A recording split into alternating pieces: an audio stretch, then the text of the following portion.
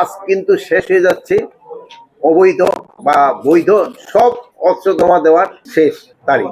আজকের এই সভাটা ছিল আমাদের আইন সংক্রান্ত উপদেষ্টা পরিষদের প্রথম সভা, আইন শৃঙ্খলা সংক্রান্ত উপদেষ্টা পরিষদের প্রথম সভা।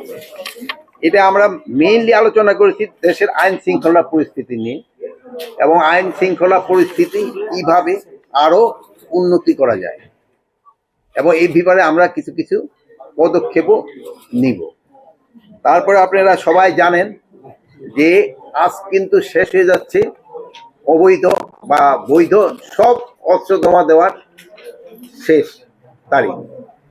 আগামীকাল রাত 12টা থেকে আমাদের যৌথ বাহিনীর অপারেশন শুরু হবে হাতিয়ার কালেকশনের জন্য। আমি এই ব্যাপারেও আমি আপনাদেরও সহযোগিতা চাচ্ছি যেন আমরা অবৈধ অস্ত্রগুলি কালেক্ট করতে পারি।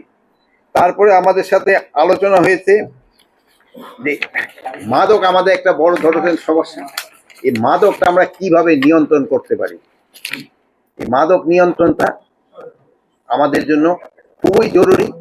এই জন্য আমরা বিভিন্ন ধরনের পদক্ষেপ নিতে চাচ্ছি যেন এটা নিয়ন্ত্রণের ভিতরে চলে আসে এবং মাদকের গডফাদারদের যেন আমরা আইনের আওতায় আনতে পারি। তারপরে আমার দাঁড়ানো হচ্ছে যে আসন্ন দুর্গা পূজা উপলক্ষে পূজাটা যেন সুষ্ঠুভাবে হতে পারে, এই জন্য আমরা বিভিন্ন ধরনের পদক্ষেপ নিচ্ছি এবং আমরা আশা করছি যে পূজাটা খুব ভালোভাবে হয়ে যাবে, কোথাও কোনো ধরনের কোনো সমস্যা হবে না। তারপরে আমরা মিয়ানমার সীমান্ত আমাদের একটু সমস্যা আছে, আপনারা জানেন এই সমস্যা সম্বন্ধে আমাদের আলোচনা হয়েছে।